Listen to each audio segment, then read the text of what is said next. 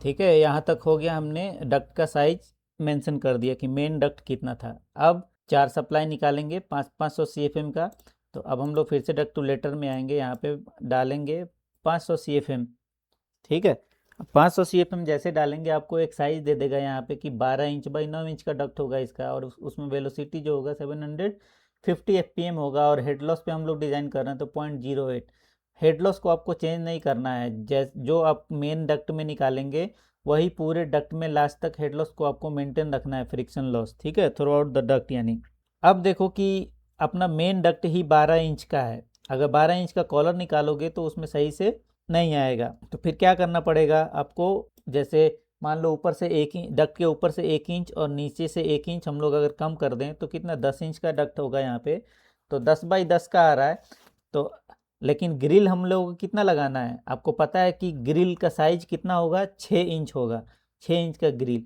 इसलिए हम लोग इस कॉलर के साइज में जो डक्ट होगा ना, इसका जो कॉलर निकालेंगे उसका साइज हम लोग 6 इंच कर देते हैं। तो आप देखोगे कि ये यहाँ पे 19 इंच का आया, 19 इंच बाई 6 इंच का डक्टिंग आया, क्योंकि हमें कॉलर निकालना है, ग्रिल लगाना है यहाँ पे।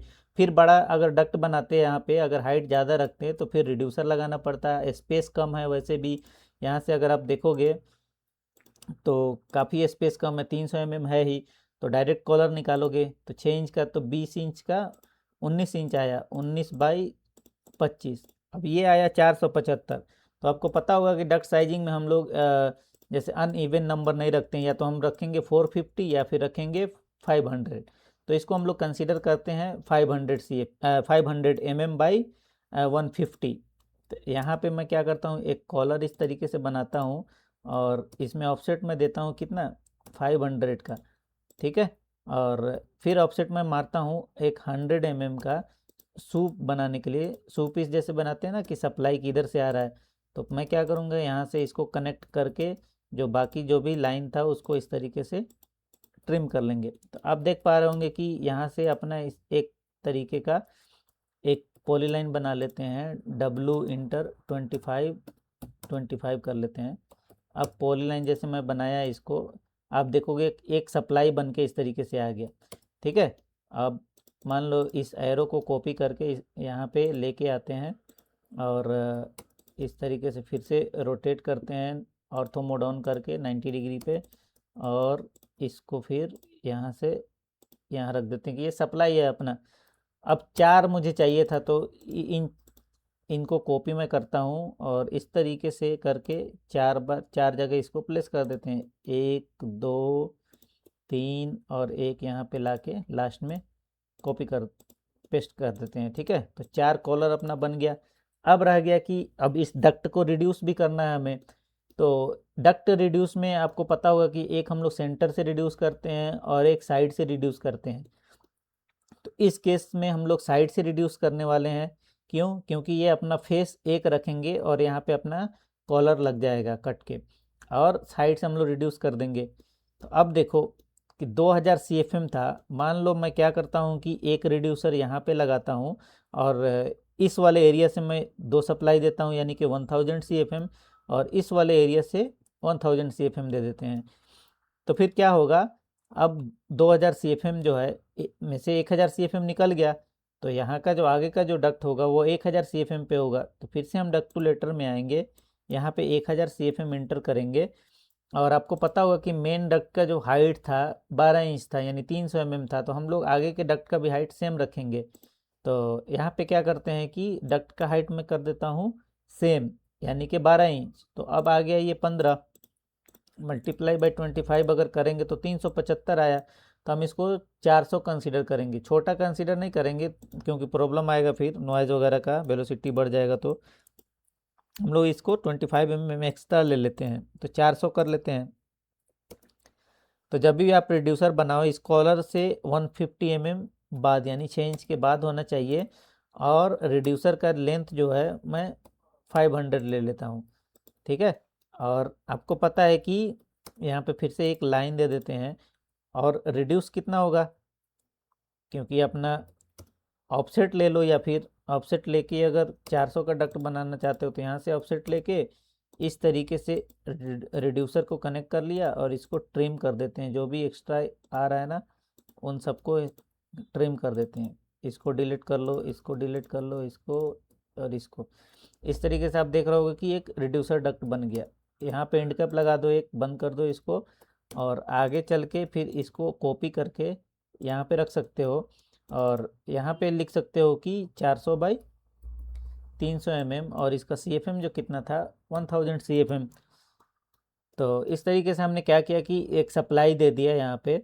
अब हमें क्या करना है कि रिटर्न का ग्रिल बनाना है। तो मान लो कि यहाँ से मैंने सप्लाई दिया और यहाँ से रिटर्न लेता हूँ, तो एक एयर का फ्लो भी बन जाएगा।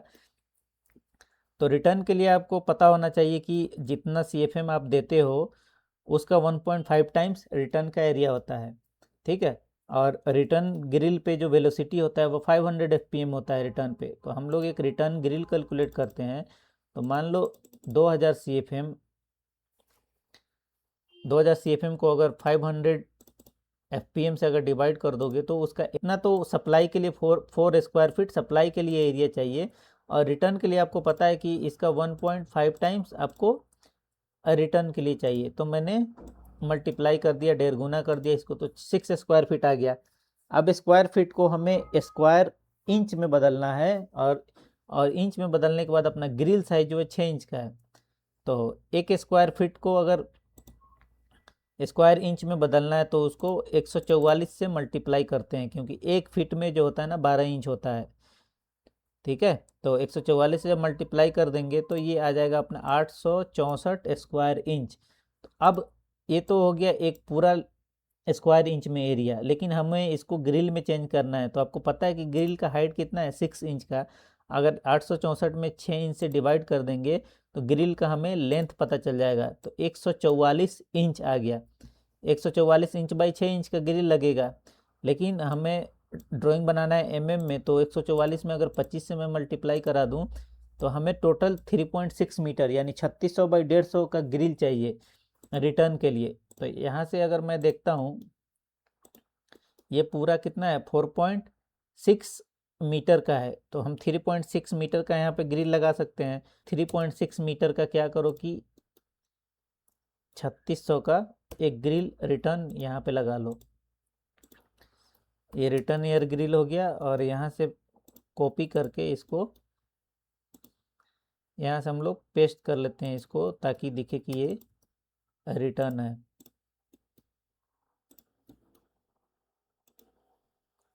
ठीक है, ये रिटर्न एयर ग्रिल हो गया।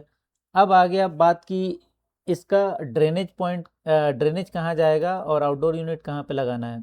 अब देखो सप्लाई तैयार हो गया।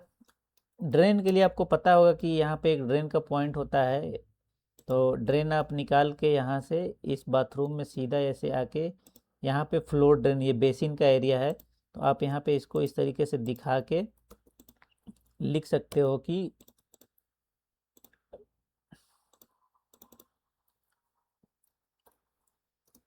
25 mm AC drain to the nearest floor drain, ठीक है। ये आपका नियरेस्ट फ्लोर ड्रेन पे आ गया। अब रह गया कॉपर पाइप। मान लो कॉपर पाइप मुझे बनाना है, एक तो येलो कलर लेता हूँ। ये कॉपर पाइप दिया हुआ है इस तरीके से। तो हम लोग क्या करेंगे कि यहाँ से दीवार से इस तरीके से आएंगे और इस बिल्डिंग के पास आ गए। क्लाइंट बोलता है कि मुझे इस एरिया में, ये जो रूफ़ है, रूफ़ के एरिया में आउटडोर यूनिट लगाना है। तो मैं क्या करता हूँ कि इस तरीके से एक बॉक्स बनाऊँगा और इसको कनेक्ट कर देंगे, और यहाँ पे लिख देंगे हम लोग कि AC आउटडोर, और इसको कर देते हैं 100।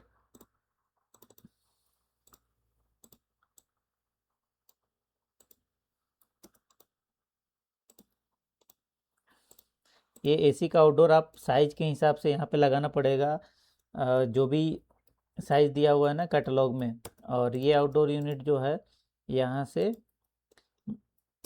हवा देगा, और आपको पता होना चाहिए कि दीवार से कम आउटडोर यूनिट 300 mm दूर होना चाहिए। M इंटर कर देंगे इस तरीके से 300 mm दूर है, क्योंकि यहाँ पे एक प्लेटफॉर्म बनेगा। प्लेटफॉर्म बना के आउटडोर यूनिट लगाएंगे हम लोग। उसके ऊपर इस तरीके से एक आउटडोर यूनिट बन जाएगा। तो ये रहा, आप इस तरीके से डिज़ाइन बना सकते हो। और मान लो जो सीलिंग हमने पहले हाइड किया हुआ था उसको अब हम लोग क्या करते हैं कि अनहाइड कर देते हैं। RCP line, reflected ceiling plan का जो लाइन था तो इसको आप लॉक भी कर सकते हो। तो आप लॉक कर लो। लॉक कर लोगे तो क्या होगा कि आपका ड्राइंग दिखेगा क्लियर। जो भी टीवी वगैरह यहाँ पे दिख रहा है उन सबको आप सारे लेयर को लॉक कर दो। हमारा जो एसी का ड्राइंग है वो क्लियर दिख रहा है। यहाँ पे आउटडोर हो गया, इंडोर यूनिट हो गया, एसी ड्रेनेज हो गया, ये रिटर्न एयर ग्रिल हो गया। और फिर से आप टेक्स्ट भी लिख सकते हो यहाँ पे एक और, किसके लिए, क्योंकि आप ऐसे लिख सकते हो कि 4 नंबर जो है ना सप्लाई एयर कॉलर है, कितने का है, 500 बाई 150 का है, और 500 CFM ईच। और यहाँ पे भी फिर लिख सकते हो कि एक 3600 बाई 150 का क्या है, यहाँ पे रिटर्न एयर ग्रिल है। और यहाँ पे 500 बाई 150 का लिख सकते हो कि 500 बाई 150 का 4 पीस जो है सप्लाई एयर ग्रिल है, ये यहाँ पे सप्लाई देगा। ठीक है, तो इस तरीके से आप लिख के ड्राइंग बना सकते हो।